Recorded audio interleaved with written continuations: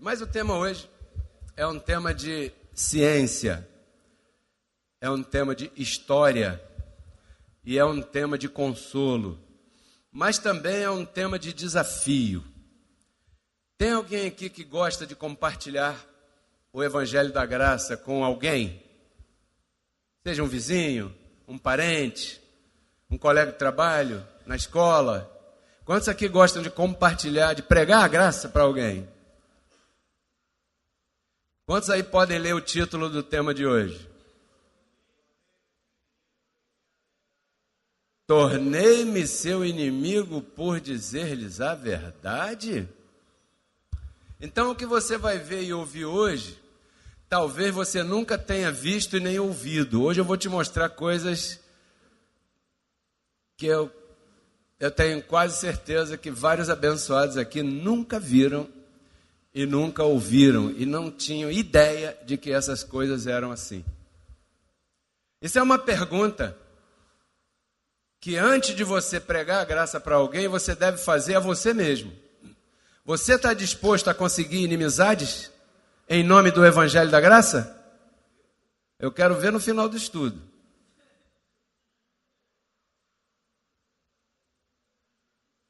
Já arranjou muito. Eu então, até ameaça de morte. Ameaça de morte. Obrigado, Rosana, abençoada. Porque você pregar a verdade para quem está na mentira, aquela pessoa vai se chocar, abençoado. Por que tem um ditado no mundo que diz que, no mundo não, aí fora, que no mundo nós também estamos, no mundo cosmos, não?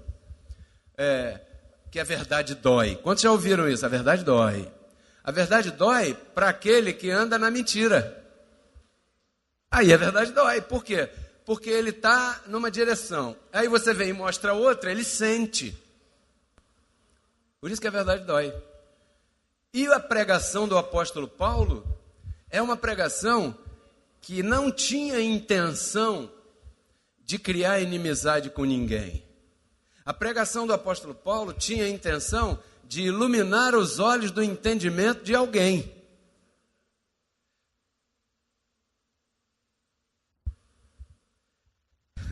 É uma estranha pergunta, é uma estranha afirmação.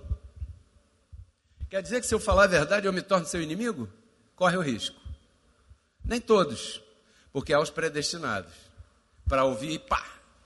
E há os predestinados para ouvir e ficar inimigo, e daqui a pouco ele fica amigo. E há os predestinados para ouvir, ficar inimigo e morrer inimigo. E você tem que aprender a lidar com isso. Você tem que aprender a... Primeira coisa que você tem que saber para aprender a lidar com isso é que isso é possível acontecer na tua vida. Resta saber se eu posso contar contigo, porque eu sozinho não posso fazer nada. Posso fazer, mas não vai muito longe. Você vê que agora já menos levantaram as mãos. Né? Já está me assustando esse assunto aí. Então, a intenção do apóstolo Paulo não era ter inimigos, mas ele conseguiu inimigos a tal ponto de até ser assassinado em Roma. O quê? Paulo foi assassinado? Ele que estava roubando banco? Não. Ele estava fumando maconha? A polícia passou, deu tiro, matou Paulo, bala perdida? Não. Paulo foi assassinado porque pregava a verdade. Quantos já ouviram dizer que aqueles que pregam o evangelho serão perseguidos? E o sistema evangélico é perseguido? Não. Muito pelo contrário. Tem até a bancada evangélica no Congresso. Não são perseguidos. Mas disseram que pregar Cristo daria perseguição? Disseram. Será que eles estão pregando Cristo errado? É o que nós vamos ver hoje. Hoje, de novo, nós vamos dar uma viajada bem bacana, bem rápida. Semana passada não falamos nenhum versículo de graça. E foi um tema sensacional. Quantos gostaram do tema? Eu fiquei ouvindo aquilo essa semana inteira, abençoado.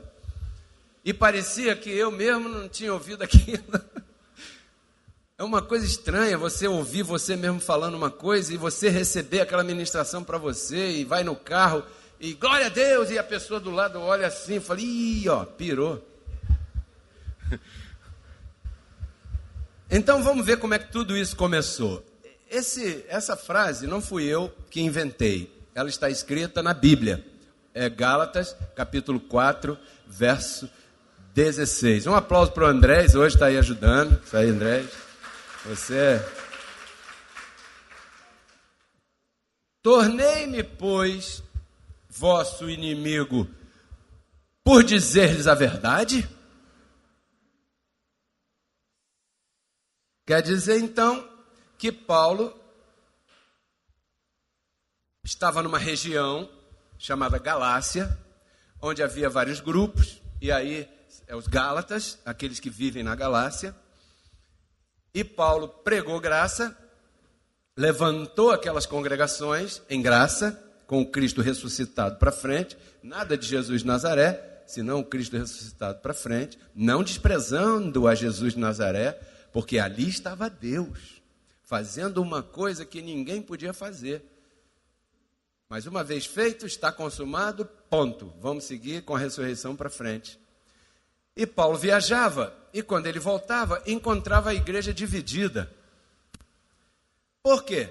Porque as pessoas sem um apóstolo ali presente, elas tinham dificuldade de ser pastoreadas corretamente.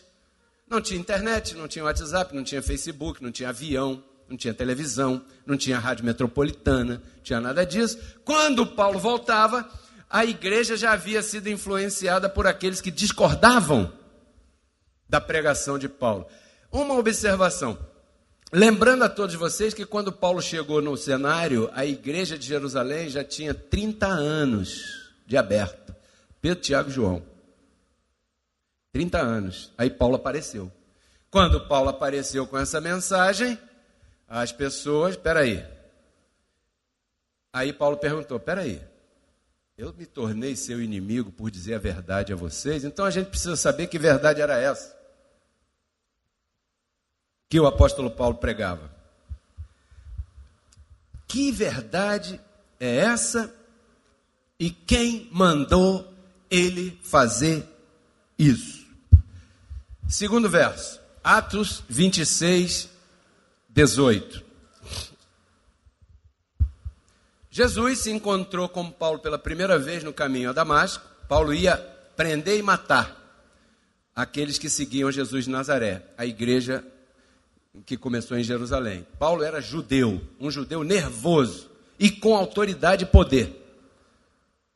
E Paulo ia para perseguir o povo lá.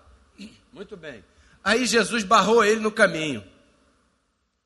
Paulo caiu, ouviu um estrondo, uma grande luz, quase ficou cego. E ele ouviu uma voz, e essa voz era Cristo ressuscitado, diga ressuscitado. E começou a falar com Paulo várias coisas. Agora te envio aos gentios, não aos judeus, aos gentios, para que tu abras seus olhos. O que? Os gentios estavam andando assim na rua? De que olho está falando aí? Abra seus olhos, para que convertam das trevas à luz. Para que se convertam de quê? Do desconhecimento ao conhecimento pleno. Para que recebam pelo jejum, pelo batismo, ficar de joelho, santa ceia, sacrificar em nome de Deus. Para que os gentios abram os olhos, se convertam daquelas coisas que eles fazem lá, da macumbaria dos gentios, porque os gentios eram bem macumbeiros, para que eles se convertam e recebam pela fé que é em mim, Cristo, o perdão de pecados e herança entre os santificados. Essa foi a verdade que Cristo disse para Paulo e incumbiu Paulo de levar para os gentios. Paulo, agora você é o meu representante e vai levar isso para os gentios. O que, Senhor? Você vai explicar a eles o que eu fiz na cruz, para que eles recebam pela fé nas coisas que eu fiz na cruz, o perdão dos pecados e a herança entre os santificados. Quer dizer, além de ter perdoado na cruz, ele ainda deixou uma herança. Quantos aqui querem essa herança? Herdar essa herança. E Paulo levava essa mensagem. Então, a partir desse momento, o apóstolo Paulo se transformou. Até então, ele era um judeu zeloso. Era um cara religioso da lei de Moisés, zeloso. Uma vez estavam matando um sujeito chamado Estevão, porque Estevão era de Jesus de Nazaré, daquela igreja lá de Pedro, e Paulo estava no meio e consentiu com a morte de Estevão, e ainda tomou conta da roupa, das mochilas, das coisas, do celular, do pessoal que estava apedrejando Estevão. E de repente Jesus, espera aí, Paulo, é você que eu vou escolher para fazer essa grande obra aí. Eu, Senhor, mas eu estava lá matando Estevão, eu sou o maior perseguidor desse povo, e agora você vem me dar uma missão dessa? Mas Deus é assim. Às vezes você se acha incapaz, como talvez Paulo tenha se achado aí, indigno, indigna. Só que Deus, quando escolhe, Ele sabe o que está fazendo. Você é que não sabe quem é você ainda. Porque o dia que você se convencer de quem você é, abençoado, isso é uma engrenagem com óleo que vai caminhar aí. Então, até esse momento, Paulo pensava que o perdão era por obras. Os judeus sacrificavam no sacerdote e entregavam para o sacerdote sacrificar os seus animais, as suas oferendas, as suas coisas, para perdão de pecados uma vez por ano. Então tinha umas coisas que a lei mandava fazer, umas regras, uns comportamentos, umas cobranças, e era assim que Deus tratava o perdão com o povo judeu. A partir da ressurreição de Cristo, de ambos os povos ele fez um, e agora o perdão de pecados não é mais por obras, é pela fé em Cristo. Quantos aqui creem em Cristo? Então, se você crê em Cristo, junto com isso de crer em Cristo, vem o perdão de pecado e a herança do santificado. Um aplauso ao Senhor. Glória a Deus. A isso aí, o apóstolo Cristo disse para ele, esse é o evangelho do reino. Evangelho do reino? É. Se você é um embaixador do reino, você tem que pregar isso. O quê? Que o perdão de pecado é pela fé. Pela fé. Só. Aí não está escrito que tem que aceitar Jesus, tá? Irmãos, agora eu vou fazer aqui o convite para vir à frente. Você levanta a mão, aceita Jesus. Eu vou orar por você, para você receber o perdão de pecados. Não foi isso que Cristo disse. Faz de conta que eu sou Paulo pregando, tá bom? Eu não estou falando de hoje não, tá? Hoje, graças a Deus, não é mais assim. Naquele tempo era assim. Irmãos, quem quer aceitar Jesus? Porque você tem que vir aqui à frente, porque ele foi morto por causa de você. Você é culpado. Aí o povo, minha culpa, minha máxima culpa. Quantos já foram à missa católica? Não é assim? Quem pregou assim? Pedro, na igreja de Jerusalém. Aí Cristo aparece 30 anos depois para Paulo e diz, Paulo, vai lá e fala para o povo, para eles abrirem os olhos dessas trevas aí, e o assunto é pela fé em mim, que eles não têm que pagar terreninho no céu, que eles não têm que se sentirem culpados daquilo que eles não fizeram lá no jardim, que eu já me reconciliei com eles, que agora já não é mais pelas obras, não tem que acender vela, não tem que pagar penitência, Não, tem que batizar nas águas. Batismo nas águas era antes da cruz. Depois da cruz, o batismo é na minha ressurreição. Entendeu, Paulo? E Paulo foi começando a pregar aquilo. Gálatas 3:24. De maneira que a lei foi nosso aio para nos conduzir a Cristo, a fim de que fôssemos justificados pelas obras. Então Paulo está dizendo, irmãos, vocês seguiram a lei até hoje. Vocês apresentaram criança no templo ao Senhor. Neném nasceu, você apresentou o neném a Cristo. Você entregou para o pastor. Eu estou falando daqueles dias, tá? Hoje, graças a Deus, isso não acontece mais. O neném nasceu, você entregou para o pastor para apresentar e orar, apresentar ao Senhor. Irmão, você aceitou Jesus, agora você ainda não pode tomar a Santa Ceia. Você tem que passar pela classe de novos, ser batizado nas águas lá no batistério. E depois aí sim, você pode cantar no coral, pode tocar guitarra e pode participar do passeio da igreja. Naquele tempo lá. Hoje não tem mais nada disso. Graças a Deus. A fim de que fôssemos justificados pela fé. Irmãos, a lei foi um condutor. Um aio significa um tutor. Se você conhece a história do Brasil, você sabe que um dos imperadores, o Dom Pedro, ele teve um tutor. Porque ele era menor de idade, ele não podia assinar legalmente. Então o José Bonifácio foi o seu tutor. Vem cá, imperador. Você é imperador, mas você ainda não pode, não está de posse das tuas legalidades aí para que você possa exercer. Então eu vou te conduzir até a maioridade. Quando ele conseguiu a maioridade, o que aconteceu com José Bonifácio? Perdeu a vaga de tutor. Aio, tutor, sinônimos. A lei foi um tutor para conduzir todo mundo até a cruz, a fim de que fôssemos justificados pela fé. Em quem? Em Cristo Jesus. Essa começou a ser a pregação do apóstolo Paulo. Os judeus, diga judeus, não criam em Cristo como Redentor. E até hoje tem abençoados assim. Não criam em Cristo, porque eles esperavam um Redentor que viesse com arma de guerra, poder, e vem um sujeito montado num burrinho, entrando na cidade, toque, toque, toque, toque, toque. Os judeus não aceitaram aquilo, eles eram zelosos pela lei, o livro dos profetas dizia que viria um Redentor para Israel, e de repente vem uma pessoa que nem briga, manso, tranquilão, filho do carpinteiro. Então eles não criam em Cristo como Redentor.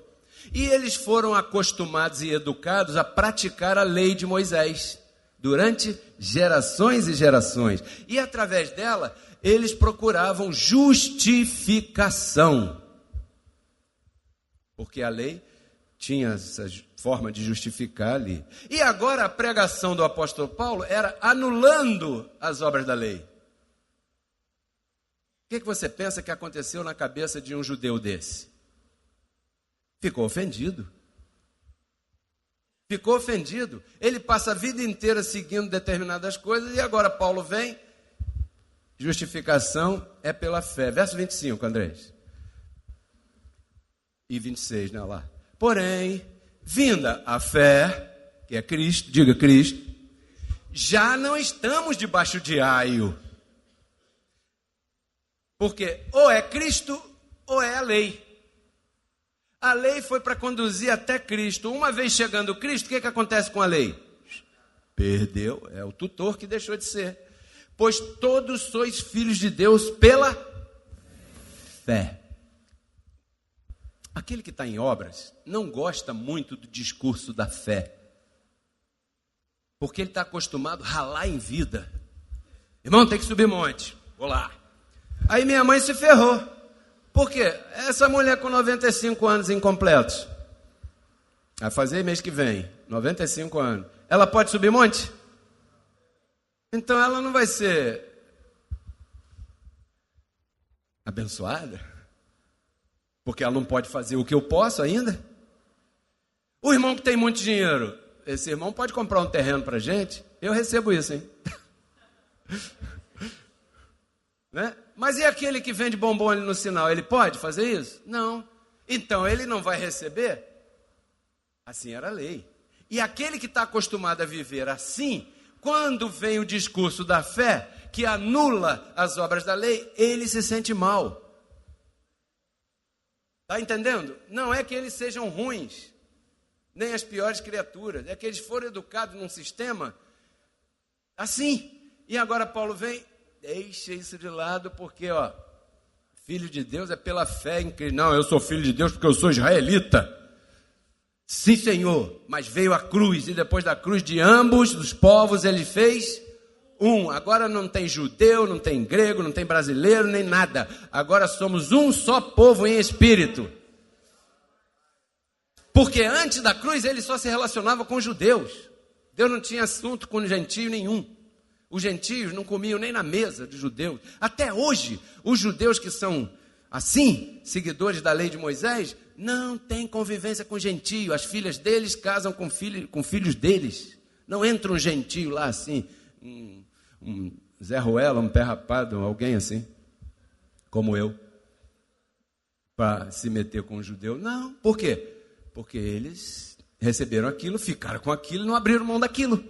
E Paulo está dizendo que não é mais aquilo, agora é pela fé em Cristo Jesus. Como é que você vai derrubar uma geração dessa? Caramba! Então, abençoados, a ressurreição de Cristo anula a lei e as suas obras. Não confunda com responsabilidades, pagar conta, criar filho e viver uma vida digna de cidadão. Isso não é obras, isso é responsabilidade civil. Quando nós falamos obras, eu estou falando de obras para alcançar uma espiritualidade maior, como essas aí que o sistema religioso faz, ok? Então não há, neste novo pacto, não há espaço para essas duas coisas. Não há espaço para lei e Cristo junto. Não há espaço para a graça e a lei junto, né?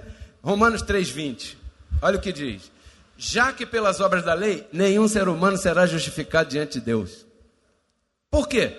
Porque a lei não te justifica, ela te penaliza. Uma vez que você pague o preço penalizado por ela, no dia seguinte você já está devendo de novo, é igual aluguel. E você tem que pagar outra vez, e pagar outra vez, e pagar outra vez, e pagar outra vez. Graça e lei não cabem no mesmo espaço. Fé e obras não podem ocupar o mesmo espaço. Romanos 11:6. E se é pela graça, já não é pelas obras. Quantos concordam? Senão, a graça já não seria graça. E se é pelas obras, já não é pela graça. De outra maneira, a obra já não seria obra. Quantos estão entendendo claramente isso aí? Que o apóstolo Paulo está dizendo, olha, ou é graça ou é lei. Ou é fé ou são obras. O que você vai fazer com isso aí? Não, eu quero... Bom, eu quero as duas coisas, apóstolo. Estou falando do apóstolo Paulo. Mas apóstolo Paulo, e quem faz as duas coisas? Porque eu sei que eu estou na época da graça, mas um jejunzinho, para Deus me abençoar mais um pouco, meu marido está precisando trabalhar, ganhar um salário maior, tal. Então eu tenho a fé em Cristo, mas eu vou acender uma velhinha aqui para o Zé Pilintra, para o meu marido parar de beber, parar de chegar tarde em casa cheio de marca de batom. Você não marca ele de batom, as outras marcam. Brincadeira. E quem faz as duas coisas? Gálatas 5:4. Olha aí. Aqueles que procuram se justificar pela lei estão desligados de Cristo. Isso não significa que perdeu a salvação espiritual. Essa expressão, desligado de Cristo, significa que você não está desfrutando da herança de Cristo, que é reinar em vida. Você está sempre com má consciência. Uma pessoa que está praticando as duas coisas está sempre em má consciência porque está em adultério espiritual. Ela está com a mente antes da cruz, vivendo em 2018. Ela está com 2 maridos. Sabe? Se você conhecer alguém assim, eu não conheço ninguém assim, graças a Deus. Essa pessoa desligada é como um interruptor de energia que não funciona. A energia está aí, a lâmpada está aí, mas o interruptor está desligado. Você vai e faz tec, tec, tec, tec, não adianta nada. Não funciona. É igual um celular sem linha. Quantos já viram um celular sem linha? Não serve para nada. Desligado. Mas apóstolo Paulo, por que está desligado? Romanos 10:3. Porque ignoram a justiça de Deus, que é pela fé. Diga, pela fé. E em lugar disso, estabelece na igreja as suas próprias invenções. Irmãos, hoje para Deus te abençoar, nós temos o envelope cor-de-rosa, que é o dia da mulher. Olha como é que eu sou criativo. Eu ia me dar bem lá, sabia? Eu ia chegar longe lá. Dia da mulher, envelope rosa. Para quê? Para a gente fazer uma arrecadação especial do dia da mulher. E dia dos homens? Dia dos pais, envelope azul. Então nós vamos fazer aqui uma pregação, vamos pegar um texto bíblico, vamos pregar aqui e tal, e vamos explicar esse envelope que você vai... Ah, que bom, que tremendo. E nós vamos fazer aqui um caminho, vamos colocar aqui umas bandeirinhas, que você vai sair do seu lugar, dar essa volta, imitando os 40 anos do deserto do povo de Israel, e aqui a gente vai ter algumas coisas, e comida que caiu do céu, e a nuvem que cobria para o povo não sentir calor, e a coluna de fogo lá atrás que para o povo não sentir frio, e vamos caminhar ali, quando chegar ali, nós vamos mandar 10 espias para cá, para ver a terra de Canaã, e só vai voltar 2, Josué e Caleb, dizendo, essa terra mana leite e mel é boa para caramba, mas quando você chegar aqui, está abençoada, pastora Sé e minha mãe aqui recebendo essa grande oferta de você. E aí a tua vida vai mudar nesse dia, teu emprego vai sair, teu filho vai sair das drogas, porque você está sacrificando o teu melhor aqui. Ei, assim eu vou comprar um canal de televisão. Fácil. Isso não é hoje, pelo amor de Deus. Isso é na época do apóstolo Paulo, porque hoje isso não existe. Ignoram a justiça de Deus, que é pela... E em lugar disso estabelecem na igreja suas próprias invenções. Assim faziam lá na época do apóstolo Paulo. Então eles estão desligados de Cristo? Estão, mas tem muita gente lá. Tem muita gente enganada. Paulo, cuidado com o que você está falando, hein? Mas o que eu estou falando é verdade. Eu sei que é, mas fala baixo. Quando o apóstolo Paulo começou a falar isso... Mas apóstolo Paulo, quem eram essas pessoas que tinham mais probabilidade de ficar inimigos por causa disso? Fácil.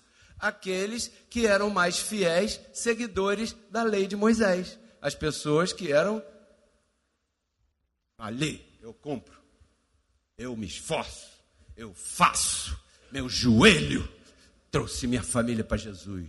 Oh, Senhor, ao calo do meu joelho. Calo nada, aqui não tem bucha lá para esfregar. Caraca. Aqueles que cumpriam as obras da lei, toda pessoa que está debaixo de obra, ela é vaidosa em relação à obra que ela faz. Você já viu alguém assim? Isso se chama, biblicamente, jactância. Diga comigo, jactância. Cumprir as obras traz jactâncias. E a pregação da fé anula a jactância. Porque na fé todos somos iguais. Aqui não tem maior dizimista nem menor dizimista. Aqui não tem quem faça maior sacrifício ou menor sacrifício. Aqui não tem irmão mais ungido e irmão menos ungido. Aqui não tem o irmão poderoso, varão, e aquele irmãozinho lá. Aqui todos somos iguais. Sabe por quê? Porque o que nivela essa congregação é a fé em Cristo Jesus. Não as obras.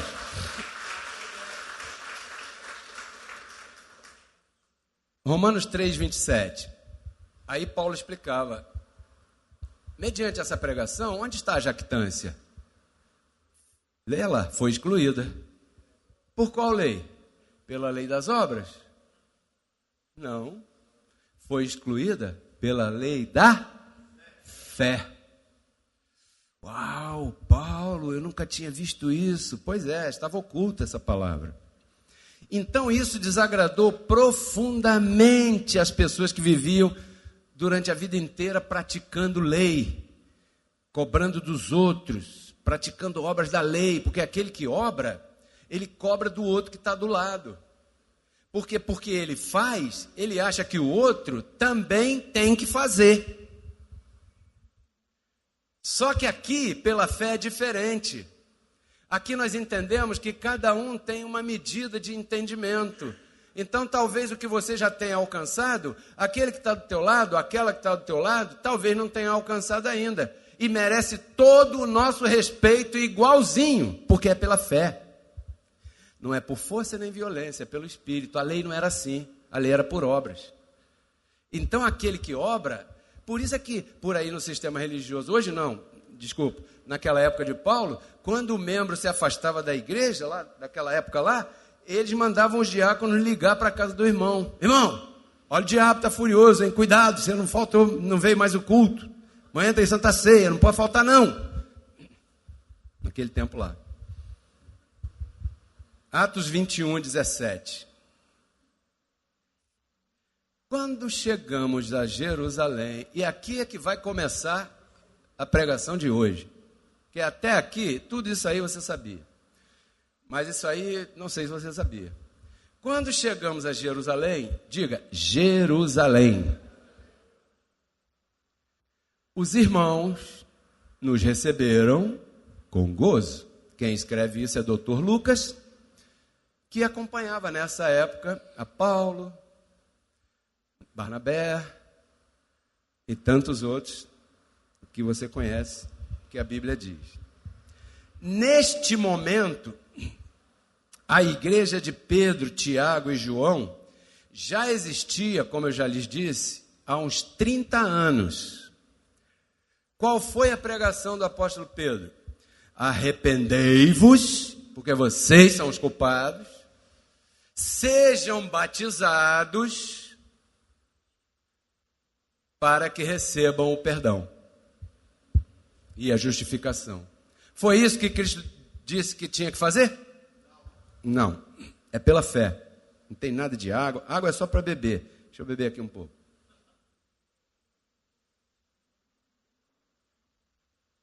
Muito bem. Atos 21, 18. Aí foram dormir, né? No dia seguinte, deve ter se abraçado lá, receberam com gozo, diz o verso 17. Tomaram aquela sopinha, foram dormir. No dia seguinte, Paulo entrou conosco para estar com Tiago, uma reunião. E se encontravam também ali reunidos. Quantos? Quem eram os senhores aí?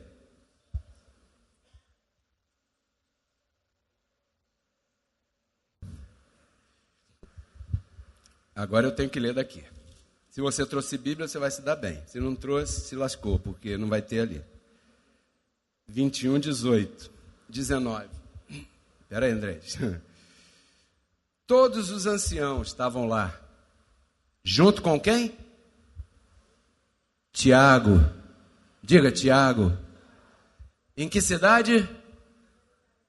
Jerusalém. Foram recebidos com gozo.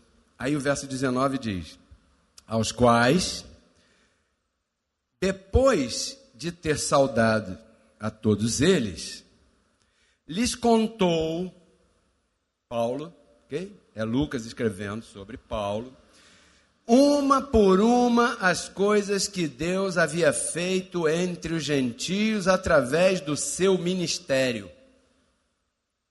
Que ministério? Aquele que ele recebeu em Atos 26, 18, que você leu aí comigo.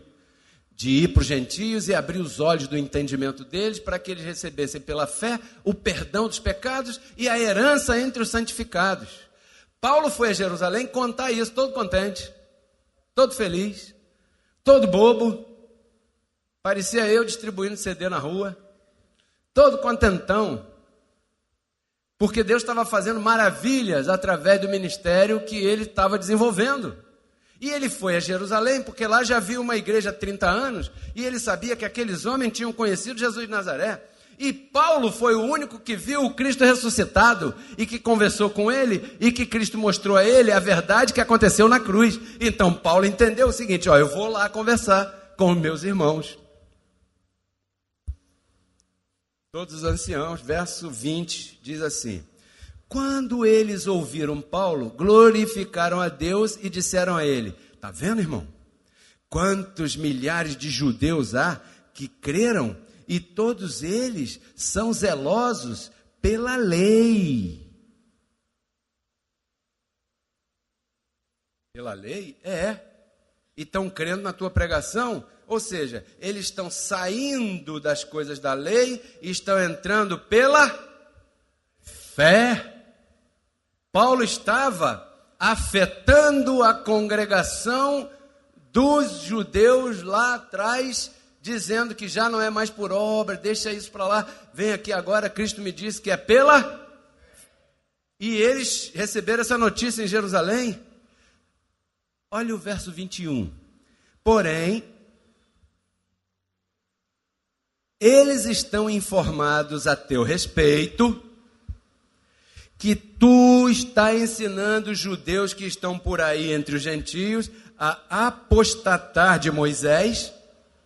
Apostatar significa se afastar, deixar de lado a lei de Moisés, dizendo-lhes que não circuncidem mais seus filhos e nem observem os costumes da lei. Paulo está falando essas maravilhas e os homens, esses anciãos aí, junto com Tiago, em Jerusalém, estão dizendo, Paulo, estão dizendo por aí que você está tirando os judeus do judaísmo e está dizendo que já não é mais necessário observar os costumes da lei, Paulo. Verso 22. Então, e agora? Olha só, sente essa aí, mata essa no peito. E agora? Interrogação. Aí vem, a multidão de certo vai se reunir, porque eles vão ouvir que você chegou aqui em Jerusalém. Igual eu lá na rádio. O homem que vem depois de mim falou, tem que ter cuidado. Com o quê? Com o que eu estou falando, né? Porque nós estamos aqui num local muito perigoso. O que você entende por isso? Nós, de bobo, só temos a cara e o jeito de andar. Porque bobo nós não somos. Então, no verso 22, Paulo, e agora? A multidão vai se reunir. Diga, multidão. Multidão de quem? De judeus. As denominações que tinham, naquele tempo lá, televisão, rádio, helicóptero, templo de mármore, e não sei quanto, e não sei quanto. Paulo, eles estão tudo aí, essa multidão aí vai se reunir, porque eles já escutaram pelo WhatsApp, criaram até um grupo para dizer que você chegou. Caramba. Então ameaçaram o apóstolo Paulo. Eu vou pular aqui vários versos. Verso 30, eu estou lendo Atos 21, na tua Bíblia. Talvez você nunca tenha visto isso, né? Verso 30 diz assim, então, de maneira, preste atenção, hein? Que toda a cidade se comoveu e se acotovelou. O povo se ajuntou de tal maneira que parecia até um jogo que eu fui uma vez, que se você entrasse assim no Maracanã, tinha que sair assim, porque não tinha espaço para mais ninguém. Não preciso nem dizer de qual time era, né?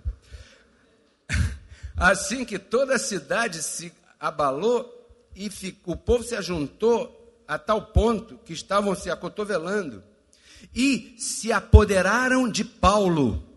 Pegaram ele, o arrastaram para fora do templo, onde ele estava com Tiago e os velhinhos, bonzinhos. Já viu as igrejas no tempo de Paulo? Tinha um presbitério. É só aqueles velhinhos com cara de sonso, que não quebram um prato. Já viu aqueles velhinhos? Tudo lá assim. Dá mole na frente dele. Eram eles, os anciãos. Diga, anciãos. Não todos os velhinhos. Não todos. Mas ali, eles estavam lá. E você vai ver o que eles participaram aqui. agarraram Paulo, o arrastaram para fora do templo e imediatamente fecharam as portas do templo. Para quê? Para ele não se esconder lá de novo. Tiago e os velhinhos falam assim, fecha, levaram ele, graças a Deus, tinha uma confusão? Porque nós estamos aqui pregando que tem que comprar um terreno no céu e ele está dizendo que esse negócio de fé, não, fecha, deixa ele lá fora, deixa o povo fazer o que quiser com ele. E Paulo na mão do povo. Verso 31. E procurando eles matar a Paulo,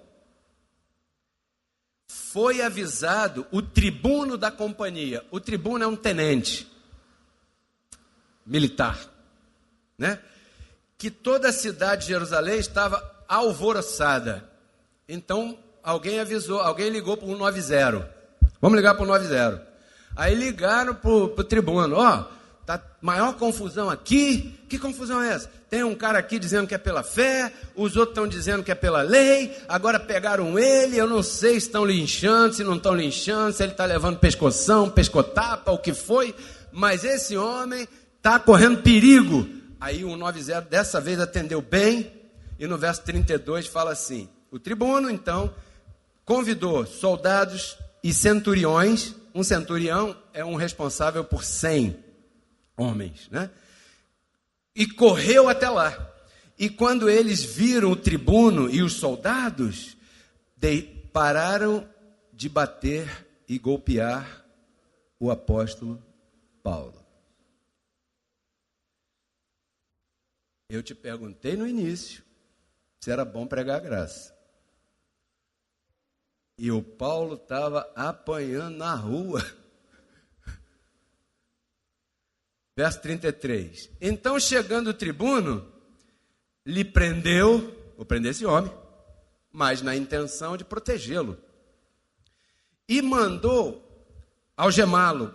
E perguntou quem era. Você, que é isso? Quem é você? Sozinho está fazendo isso aí? O que você fez? Aqui diz, quem era e o que havia feito. Verso 34. Porém, entre a multidão, uns gritavam uma coisa, outros gritavam outra coisa, e como o tribuno não podia entender nada de certo por causa do alvoroço, mandou levar Paulo para a fortaleza. Tudo bem até aqui? Está viajando comigo? Está naquela cidade lá, Jerusalém. Paulo, invadiram o templo, pegaram Paulo, levaram para a rua. Os velhinhos aqui, tem que proteger. Fecharam e deixa ele para lá se lascar. Alguém ligou para a polícia chegou, pegou Paulo. Não estou entendendo, não sei o que você fez, não sei quem é você. É melhor levar você para a prisão, até para te proteger deles aí. Depois a gente vai ver o que vai fazer. Pois é. Atos 23, verso 12. Agora sim, André. Atos 23, 12. Tem aí não? Não, depois.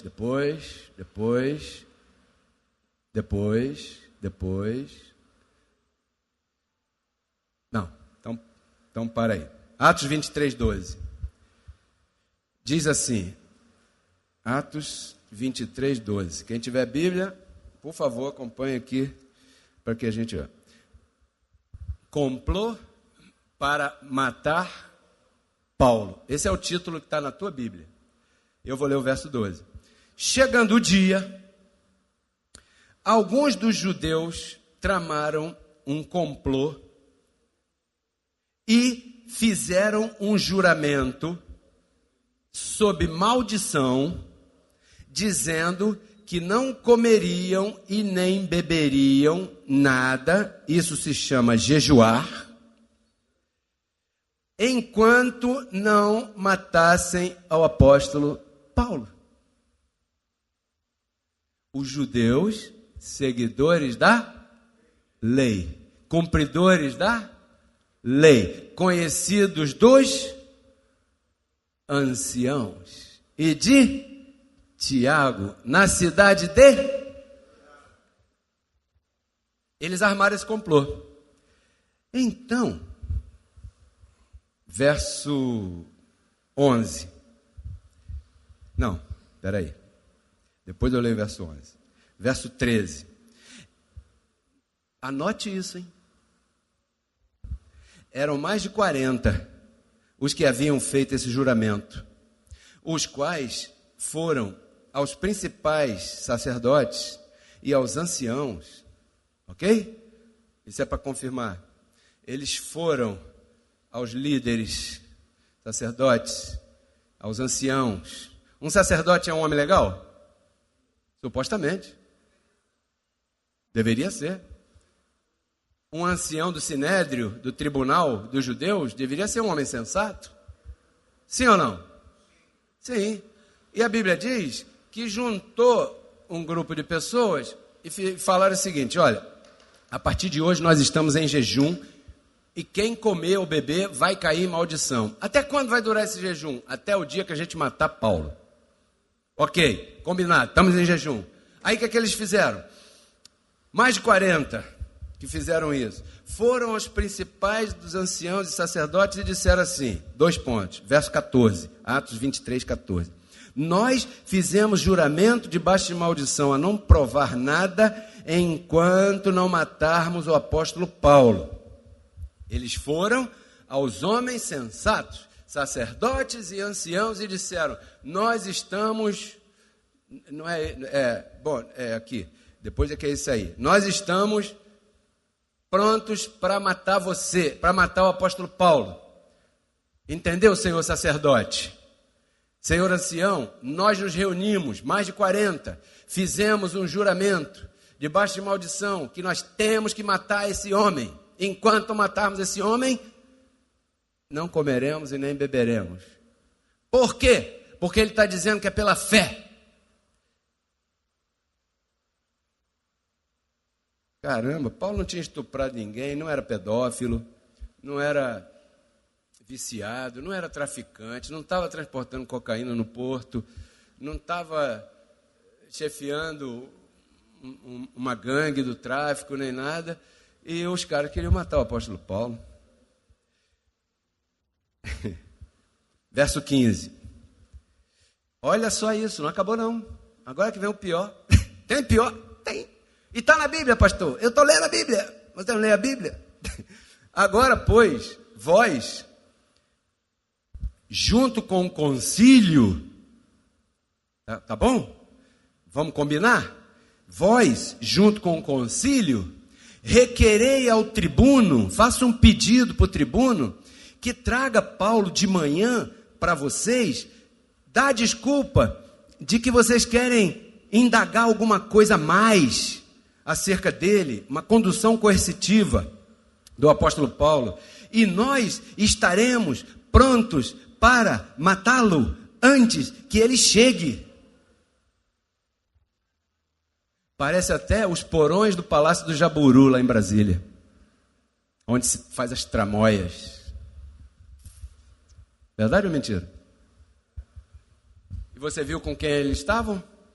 Os anciãos, os do concílio, os sacerdotes, e Tiago estava no meio.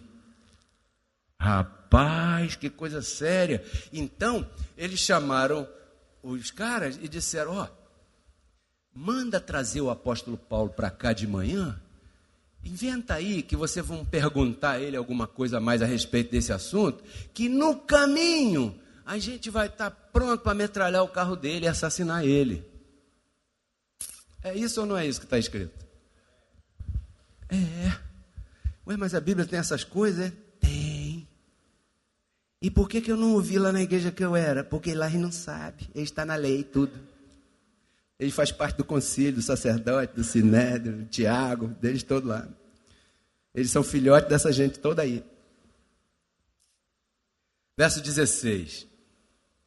Mas, diga mais. Hello. Sabe aquela situação que às vezes você está e daqui a pouco vem Deus e fala assim,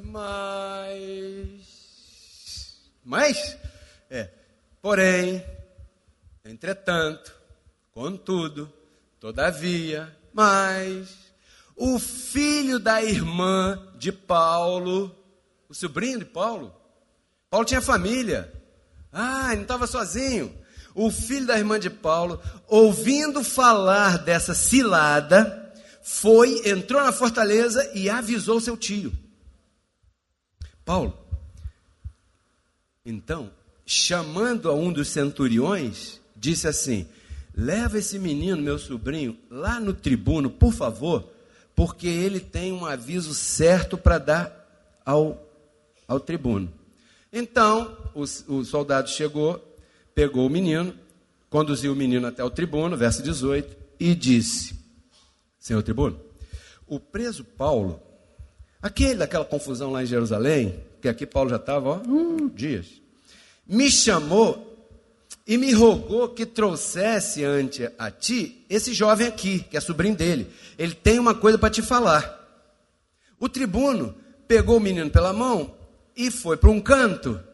Retirando-se à parte, lhe perguntou: o que você tem que me dizer, menino? Verso 20. Ele disse: seu tribuno, os judeus fizeram uma combinação em pedir para você que amanhã pegue o Paulo e leve lá diante do concílio, para que uma desculpa de inquirir dele alguma coisa acerca de tudo isso.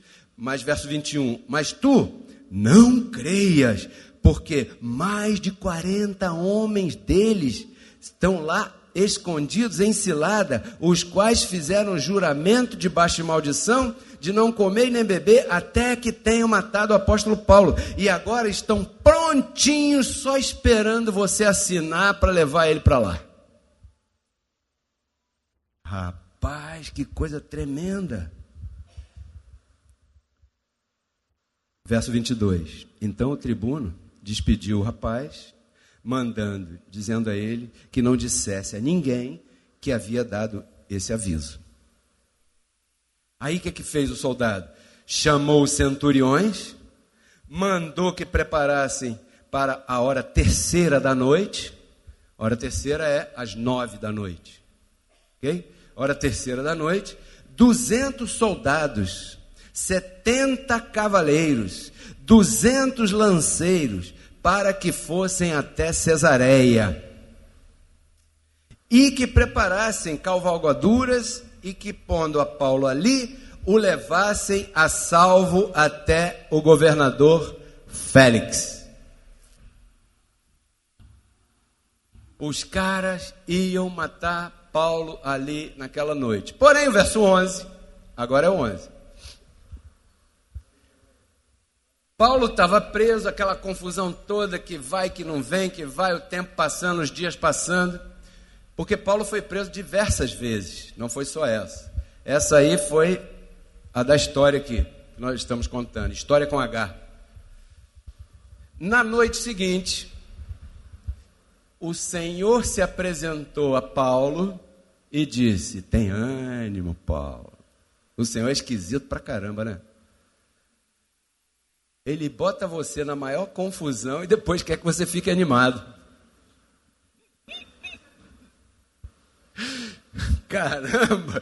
E depois, tem ânimo, Paulo. E Paulo devia estar com fome,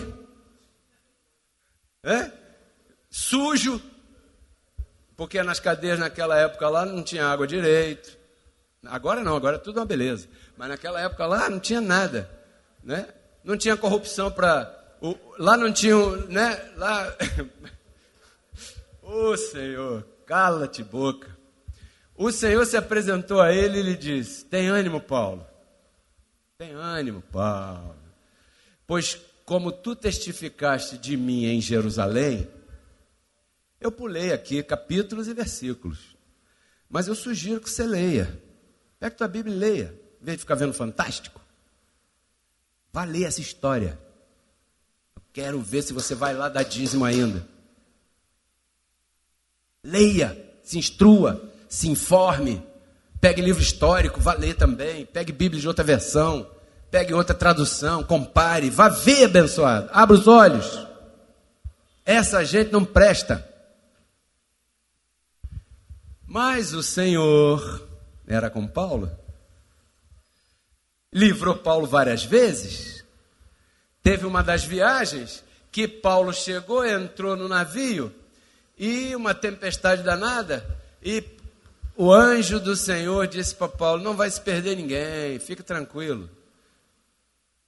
E o apóstolo Paulo chegou ao capitão e disse: olha, o anjo do Deus a quem eu sirvo. Que respeito, hein? Que colocação magistral, né? O anjo do Deus de quem eu sou e a quem eu sirvo. Quantos aqui tem um anjo ao seu redor? De quem é esse anjo?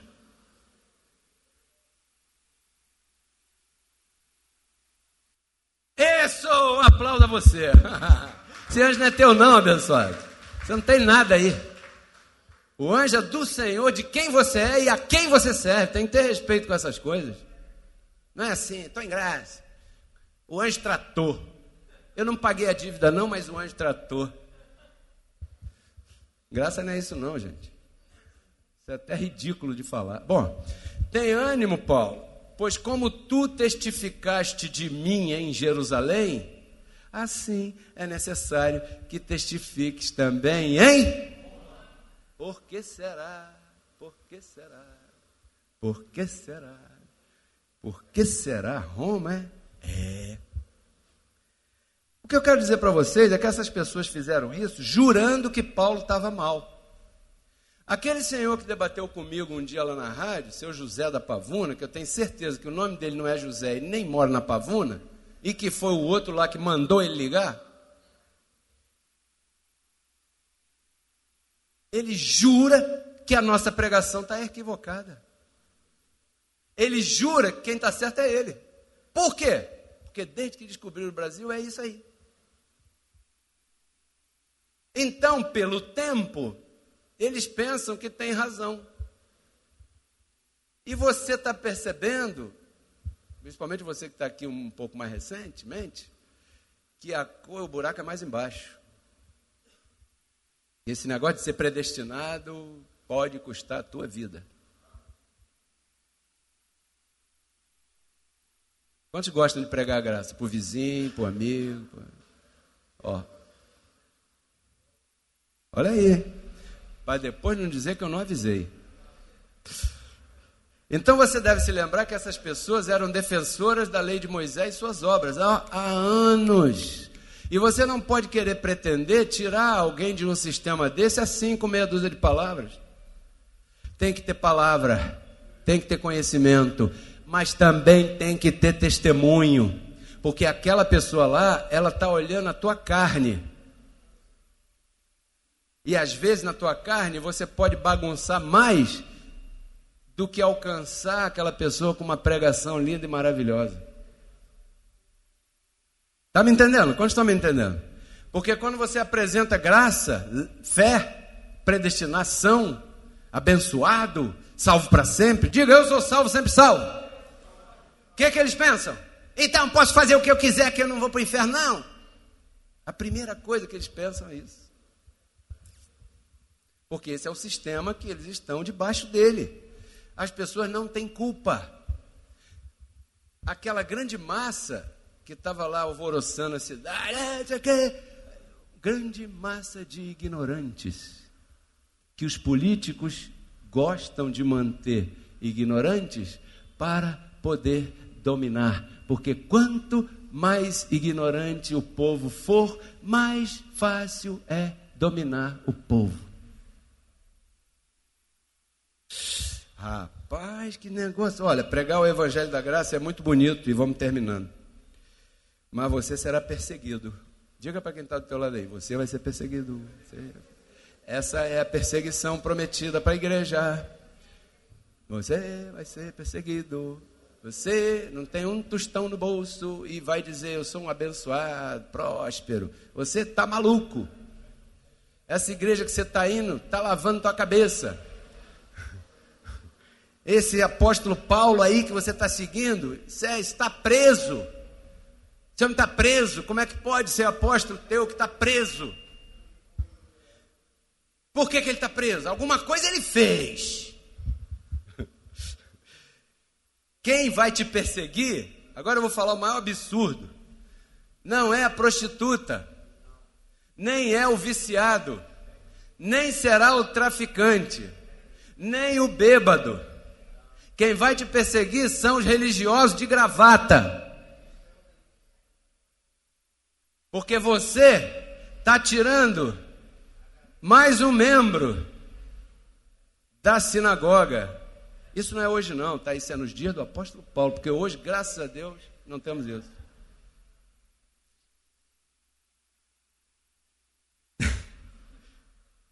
A prostituta, o viciado, o bêbado, o ladrão, vai entrar por essa porta e você vai recebê-lo com todo respeito, porque você aqui não conhecemos a ninguém segundo a carne. Um aplauso a Deus.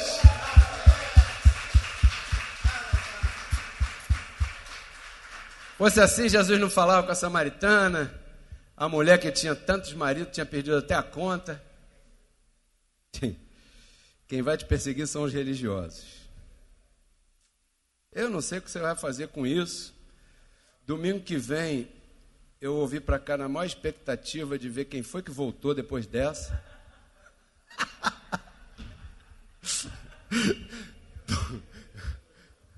Porque o negócio hoje ficou apertado, certo? O negócio hoje ficou... Pode chegar aos músicos. Tornei-me seu inimigo por dizer-lhes a verdade? Rapaz, eu declaro que você vai desfrutar da melhor semana da sua vida. Eu declaro que você vai ler mais a Bíblia. Declaro que você vai compartilhar essa verdade. Olha, abençoado, esses inimigos são temporários, ok?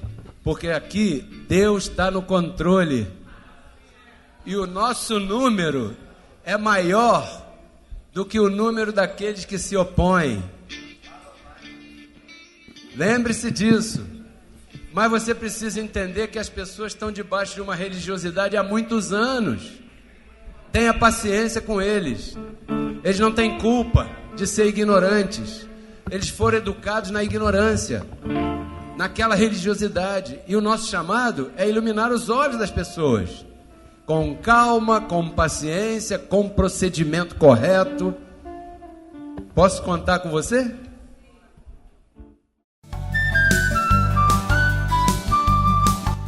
Porque Cristo na cruz não transformou a nossa carne, né? Ele resgatou o nosso espírito.